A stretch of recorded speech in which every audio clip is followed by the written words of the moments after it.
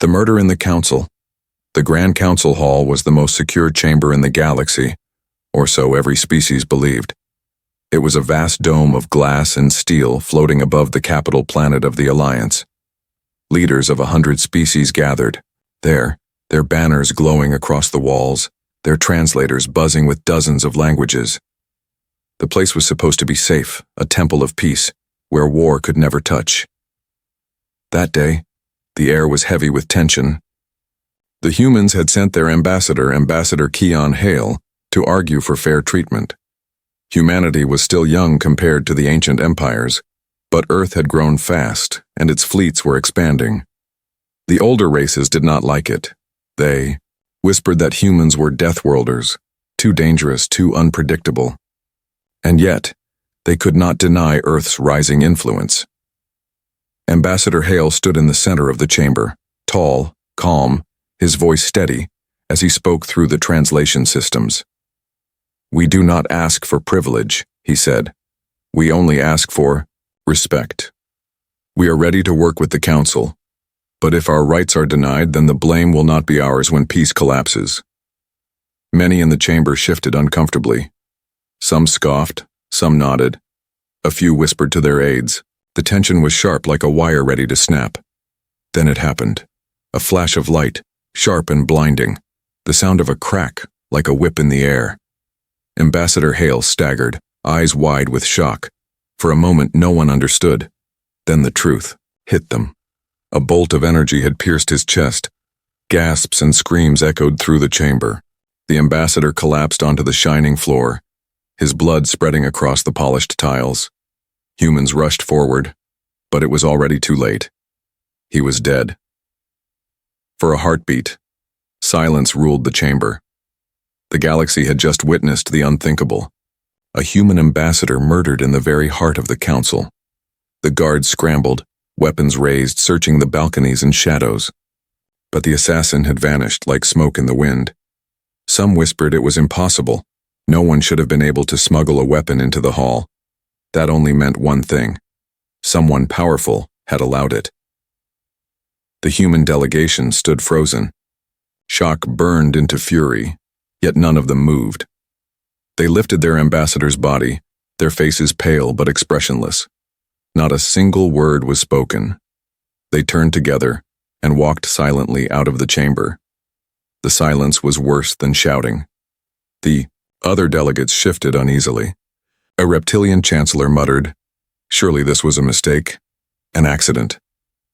Another, a tall insectoid, hissed, "They will understand. Humans are emotional, but they will see reason." But their words were hollow, because everyone in that chamber knew the truth. The murder was no accident, it was a message. Someone wanted to remind humanity of its place at the bottom, but the humans gave no reply. They simply left. The council chamber felt colder than ice. Leaders argued in whispers, their voices trembling. "They will strike back," one said. "No," another argued. "They are not strong enough yet. Their fleets are small compared to ours." "But they are deathworlders," an old delegate whispered, his scales trembling. "They do not forgive." Hours later, the council issued a statement to the galaxy. They called the murder regrettable. They promised an investigation. But behind closed doors, many already dismissed it. Some believed the humans would swallow their pride and do nothing. Others thought they would break treaties and launch wild attacks that could be crushed easily. Few imagined what was truly coming. Far from the council world, aboard their flagship, the human delegation stood around their fallen ambassador. The commander of the escort fleet, Admiral Soran, looked at the silent faces of his officers. His voice was low, like steel hidden under velvet.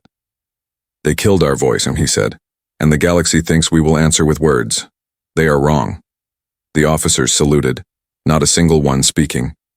Orders were given quietly, almost gently. The fleet turned toward Earth. Every ship moved without sound, their lights dimmed, like hunters in the night. Back in the council chambers, the alien delegates returned to their debates, pretending life was normal. But deep inside, each of them felt a chill they could not explain. They would remember the way the humans had left, silent, cold, and heavy with promise, because silence from Deathworlders was not peace. It was warning, and somewhere in the black depths of space, the wheels of retribution had already begun to turn. The silent returned to Earth. The human fleet moved through the void like shadows. Not a single transmission left their ships. No angry threats, no cries for justice. The galaxy waited for fire and war, but instead, they saw only silence. That silence was worse than any battle cry. Admiral Saran stood on the bridge of the flagship Vigilant. His eyes were fixed on the endless stars. Ahead, around him, his officers waited for orders, but he said little. The death of Ambassador Hale hung over them all like a storm cloud. No one spoke unless they had to. The silence inside the fleet mirrored the silence outside. Every alien intelligence network was watching. Probes followed the human ships as they left the Council world. Across the galaxy, analysts gathered around glowing screens. Some laughed. See? The Terrans are cowards. They take their dead and run home. Others shook their heads uneasy. No, they whispered. This is not weakness. This is preparation. On Earth, the news broke quickly. Every city, every colony, every outpost saw the footage. Their ambassador falling, killed in the very hall of peace. The people's outrage shook the planet, but strangely, the government did not respond with speeches. There were no public threats, no fiery declarations. Instead, Earth's leaders appeared calm, almost too calm. In the secure chambers beneath Geneva, the Prime Council of Earth gathered with military commanders. The room was heavy with silence until the Prime Minister spoke. They think we are afraid. They think we will bow our heads and move on. But our silence is not surrender. It is the sharpening of a blade. Across the table, Admiral Soren gave a single nod. His voice was measured, his words slow, but each carried weight. The galaxy believes we will lash out wildly, like children. We will not. We will choose our strikes carefully, and when we strike, they will understand. No one touches humanity without consequence. Orders spread like fire, but spoken only in whispers. Shipyards across Earth and Mars suddenly stopped public broadcasts. Production lines went dark to the outside world, yet behind closed doors the sound of industry roared. Giant warships hidden for years were pulled from their cradles. Old fleets were refitted. New weapons awakened. In the asteroid belts, mining stations were quietly converted into resupply depots. Civilian transports were recalled, their cargo replaced with soldiers and equipment. The entire Terran fleet began to shift, but in silence. No press, no propaganda. Only shadows moving through the void. Meanwhile, alien governments argued. In the council chamber, representatives met in frantic sessions. The humans are weak, some said. They are in shock. This is the best time to force them back into their corner.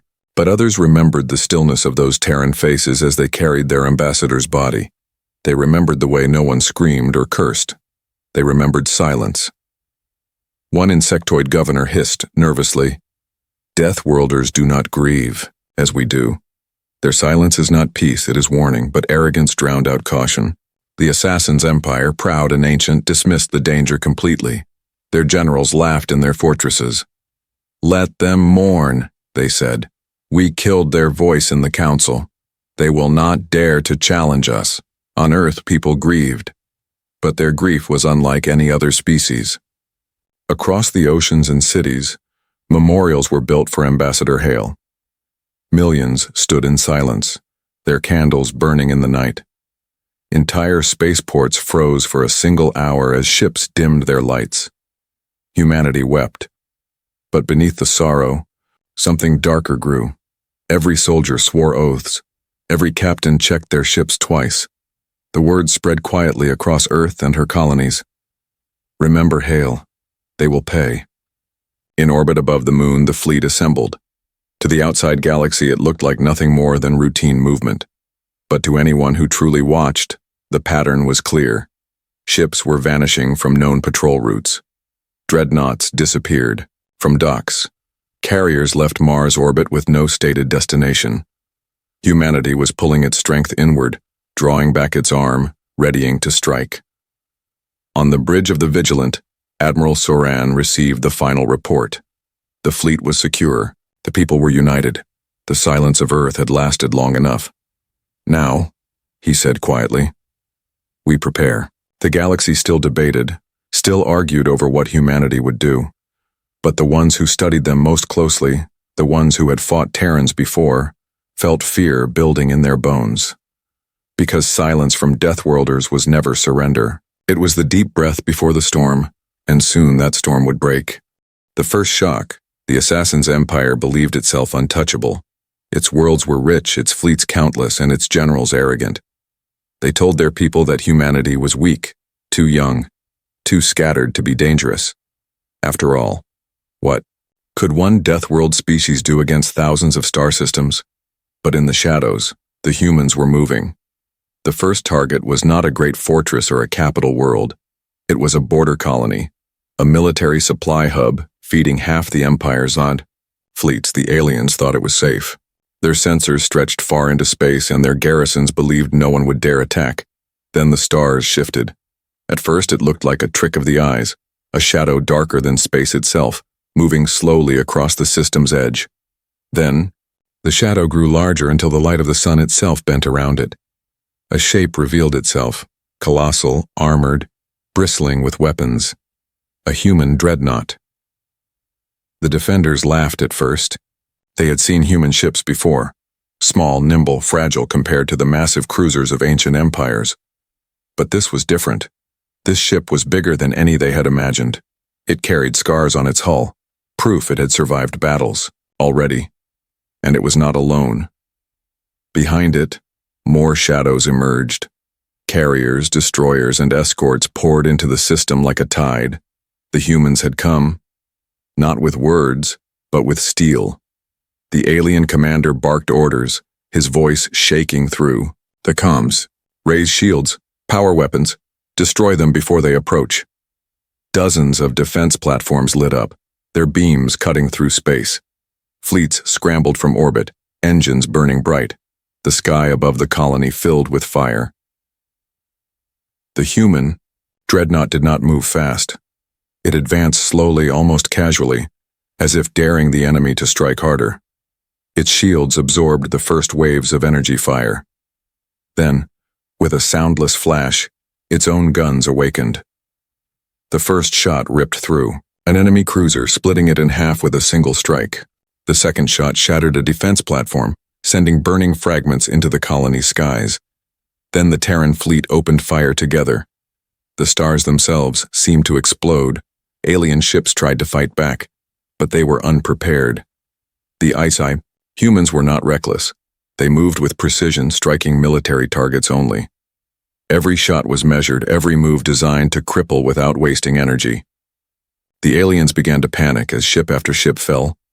On the planet below, civilians stared into the sky in horror. They saw their proud fleet burning above them, the debris raining down like firestorms. The humans did not aim at cities, but the message was clear. No one was safe. The alien commander tried to rally his forces. They are few. Overwhelm them. But the humans were not few. The dreadnought was only the spearhead. Carriers unleashed swarms of fighters, sleek Terran craft with pilots who had trained in Earth's brutal skies. The fighters darted between enemy ships, cutting them apart with ruthless efficiency. Minutes stretched into hours. By the time the battle ended, the once mighty defense fleet was gone. Wreckage drifted silently in orbit. The supply hub's docks burned, its stockpiles reduced to ash. Then came the most terrifying part of all. The human fleet did not claim the colony. They did not send troops to conquer it. Instead, they broadcast a single message, carried across every channel, translated into every language. This is our answer. And then they vanished. The dreadnought and its fleet jumped away, leaving only silence behind. The survivors spread the story across the stars. They told of human warships larger than mountains, of weapons that tore fleets apart in moments, of soldiers who did not gloat, did not celebrate, did not even speak. They came, they destroyed, and they left. Fear rippled across the galaxy. For the first time, the arrogant empires began to wonder if they had made a mistake. Killing the human ambassador had been meant as a lesson, but the lesson was not theirs to give. The lesson belonged to humanity. In the council chambers, arguments turned into panic. Some demanded immediate sanctions against Earth. Others whispered in fear, "If we push them further, they will not stop. At fleets, they will come for our capitals, for our worlds," but it was too late. The first shock had already rolled across the galaxy, and everyone knew it was only the beginning. Back aboard the Vigilant, Admiral Soren listened to the reports of victory. His officers waited for his reaction, but his face remained calm. He gave only one order: prepare the next strike. Because this was not revenge. This was only the start of humanity's response, and the galaxy had not yet seen the storm in full. The warning ignored. The galaxy could not stay silent after the first human strike. News spread faster than light. Every corner of space heard about the border colony that had burned. Entire fleets had been destroyed, not by ancient empires, but by Terrans. In the council chamber, fear fought against arrogance. Delegates shouted, across the hall, their voices rising in panic. Some demanded punishment for Earth. Others warned that confronting humans might only bring more destruction. The air was thick with anger, pride, and dread. Finally, a resolution was drafted. The council would send an official warning. Humanity must stop its attacks, or face the united wrath of the galaxy. It sounded strong on paper, but in truth, everyone in that chamber prayed Earth would listen. The warning was delivered on a secure channel, broadcast straight to Earth's Prime Council. The words were sharp, filled with threats. Cease all aggression immediately. If humanity continues its unlawful attacks, the Council will impose sanctions. Military action may follow. Do not test our patience. On Earth, the message was played in silence. The Prime Council listened. So did Admiral Soran and the commanders of the fleet. When the recording ended, there was no debate, no fear, only stillness. Finally, the Prime Minister spoke. Her voice was calm, almost gentle. They killed our ambassador in your chamber. You did nothing. You call our justice unlawful? Then listen well. We are not afraid of your patience. We are not afraid of your wrath. You should be afraid of ours. That reply, only 21 words long, was transmitted back to the council. When it arrived, the chamber fell into silence. Some were stunned, others furious. A few felt the cold grip of fear in their hearts. For they realized something the rest refused to admit. Humanity was not bluffing, but pride is a dangerous chain. The Assassin's Empire, arrogant as ever, pushed the council to act. See how they mock us, their representative shouted. If we do nothing, every Death World savage will rise. Crush them now before they spread further. Many agreed. They still believed the Terrans were reckless, too young to fight a war across the stars. They thought the first strike was nothing more than luck. They ignored the warnings of those who had studied humans carefully. An elder scholar of the reptilian Veth stood in the chamber, his scales pale with age. You do not understand them, he said softly. Deathworlders do not strike in anger. They strike in patience. They will not stop. They will carve piece by piece until you beg them to end. But his warning was ignored.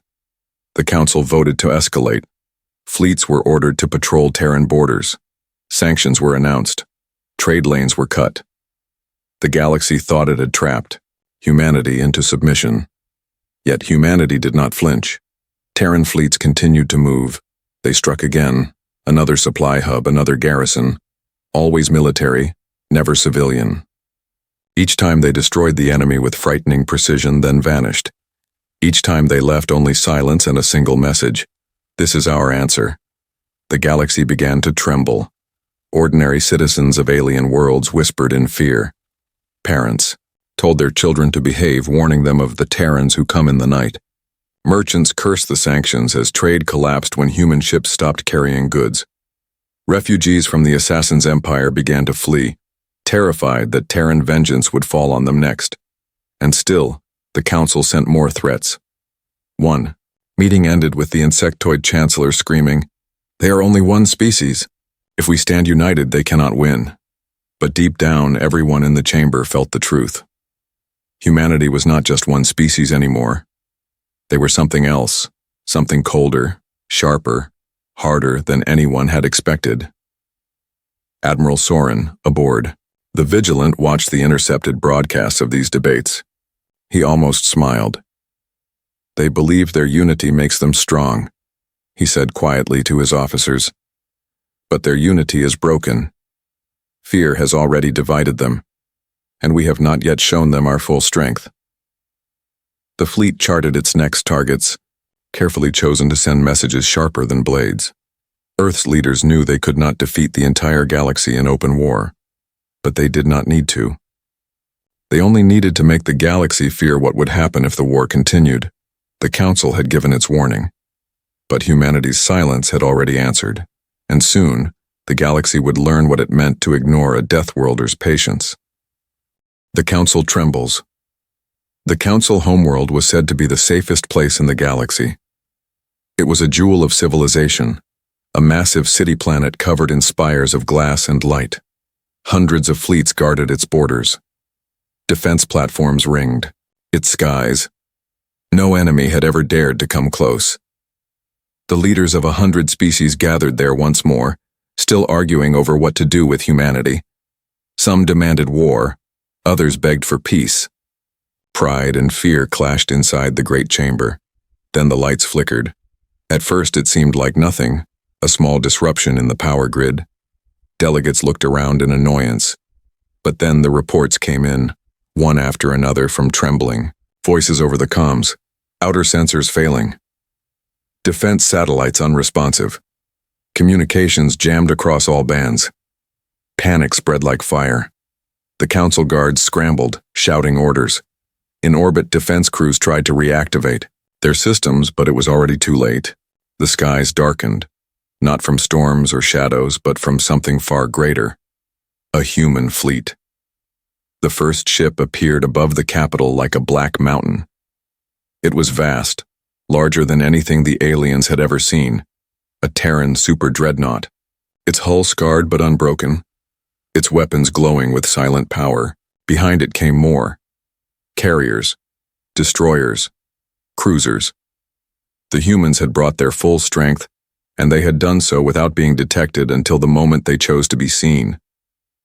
The suns themselves seemed to dim as the fleet positioned itself, above the Council world. Their formation was precise, every ship holding steady, silent like hunters circling their prey. Inside the chamber, chaos erupted.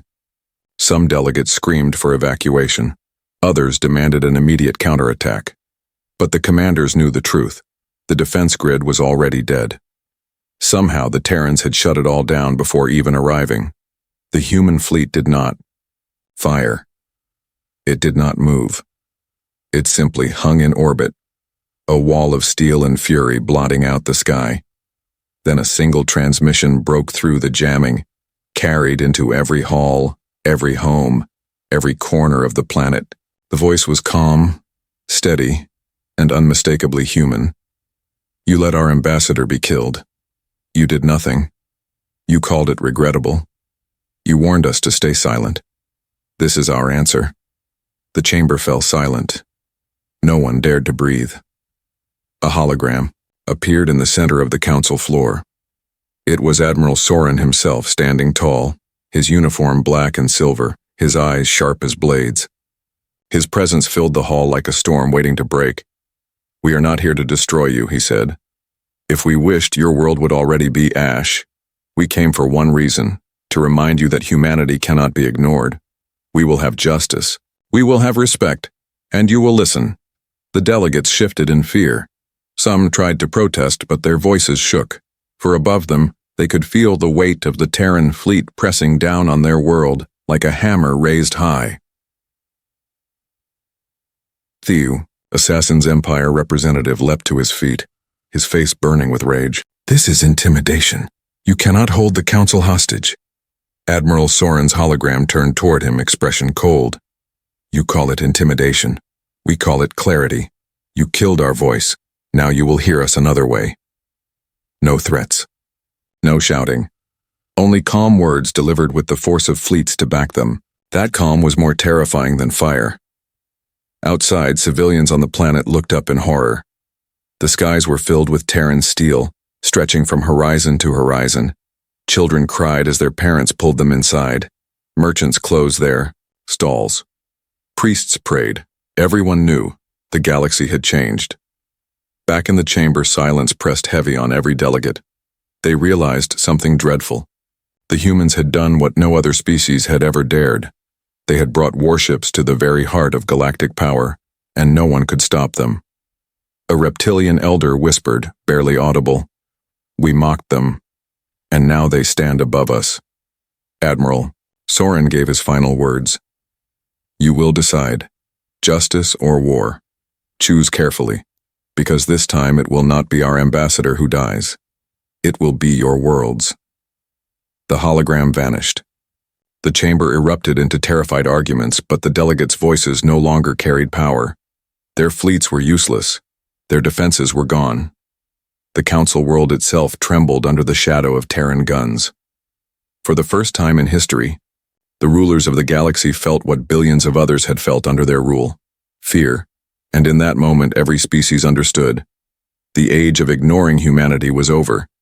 Humanity's demand. The council chamber had never felt so small.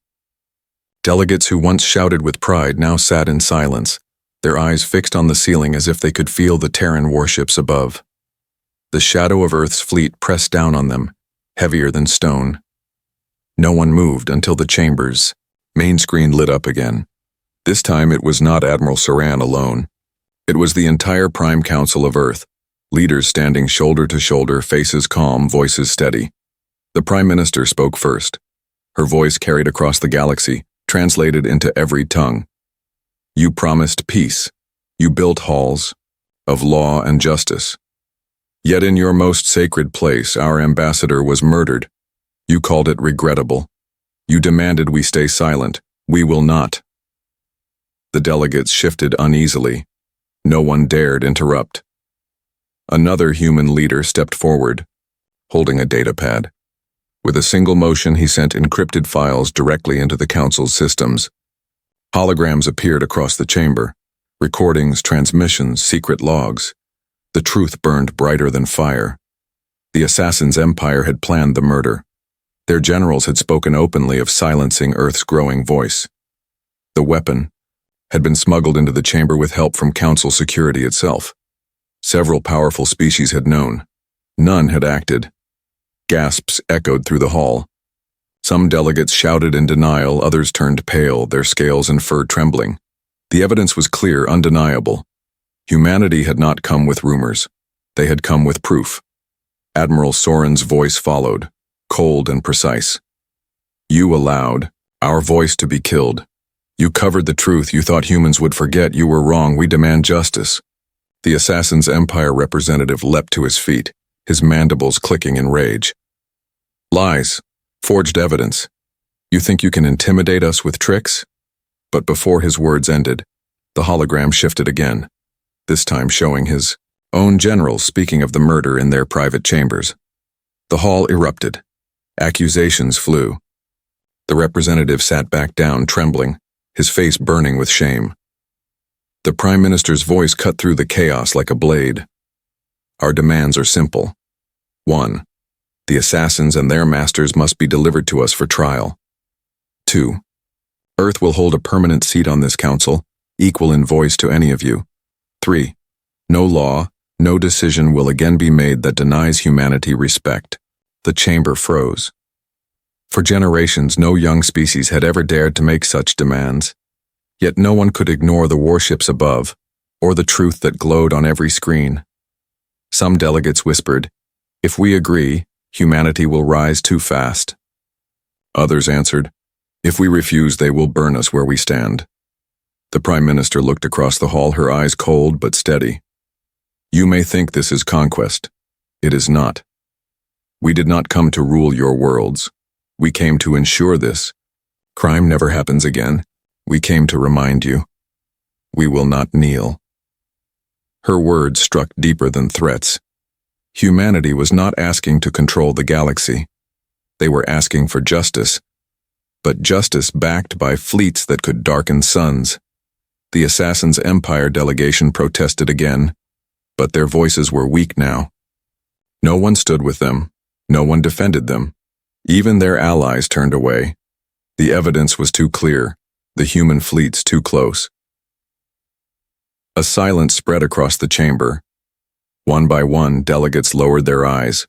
The council speaker, trembling, finally rose. Your demands will be considered. Admiral Soren's hologram returned, his voice as calm as ever. Not considered. Accepted, or we continue. Outside, the Terran fleet shifted position, their weapons glowing faintly as if ready to fire. The message was clear. Time was running out. The chamber shook with fear. The galaxy's greatest powers realized they were not negotiating from strength. They were begging for survival. The vote was taken. One by one, hands, claws, and tendrils were raised. In the end, the council accepted every demand. The assassins would be delivered. Earth would have its seat. Humanity would stand as an equal among the stars.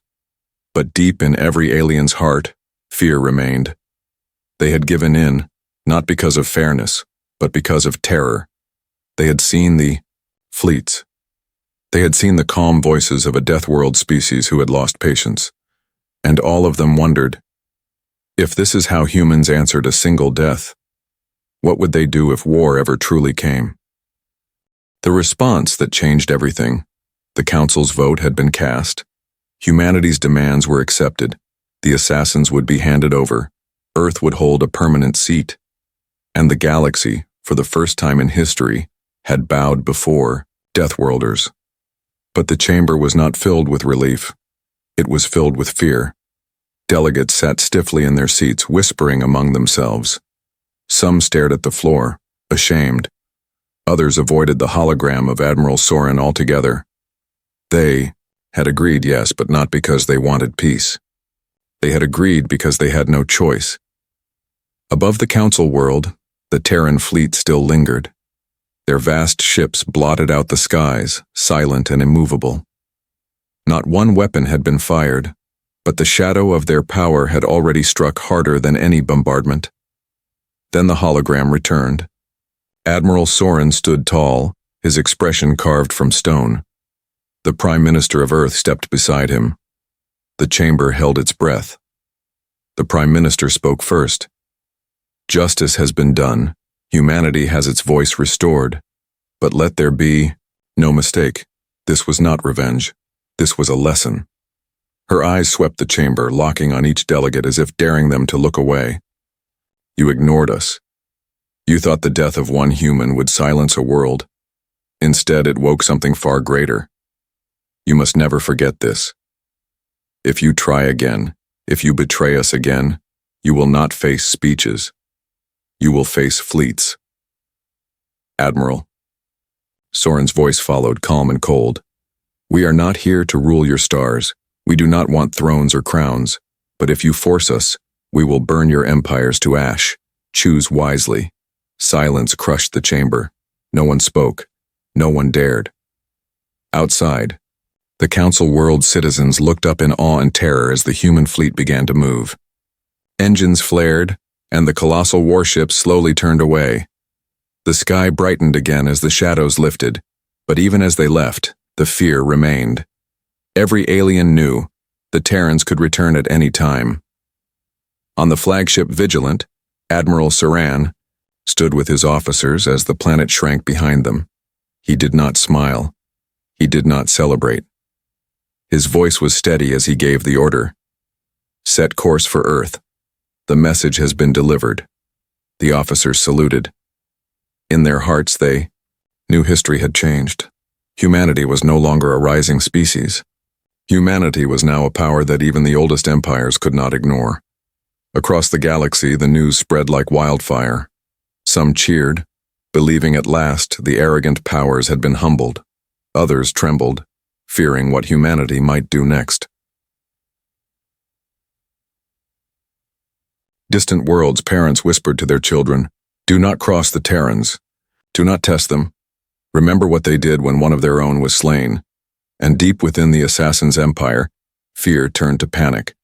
Their leaders knew trials were coming, and worse, their enemies smelled weakness. Empires that once allied, with them now turned away, not wishing to stand against Earth's wrath. But on Earth itself there was no parade, no celebration, only quiet resolve. The people mourned their ambassador with candlelight vigils, their silence deeper than words. For they knew this was not a victory, it was a warning. Humanity had shown the galaxy its hand, just a glimpse of the storm it could unleash. And now, every star system lived with the same chilling thought. If this is what humans do for one death, what would they do for 1,000? The council had given in, but the fear remained. Forever. Because the galaxy had learned a truth it would never forget. When you kill one human, you answer to them all.